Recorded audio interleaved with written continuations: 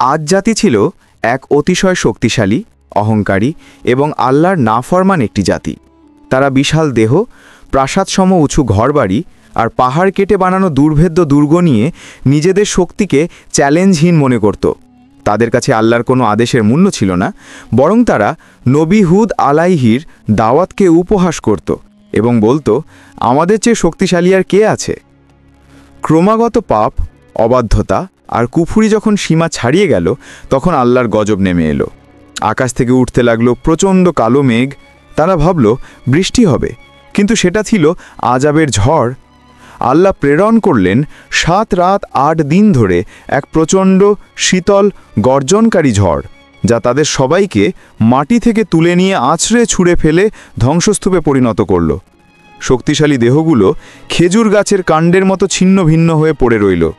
তাদের বিশাল প্রাসাদ, বাগান, নগর সবকিছু মুহূর্তেই নিঃশেষ হয়ে গেল। একসময় যারা বলতো আমরাই শক্তিশালী, শেষে তাদের অস্তিত্বের চিহ্নও বাকি রইল না। আল্লাহ দুনিয়ার জন্য এই ধ্বংসকে করে দিলেন একটি চিরন্তন শিক্ষা। যে জাতি যত বড়ই হোক, আল্লাহর অবাধ্যতা করলে তার পরিণতি ধ্বংস ছাড়া আর কিছুই নয়। এরকম ইসলামিক ভিডিও আরও পেতে চ্যানেলটিকে এখনই সাবস্ক্রাইব করুন।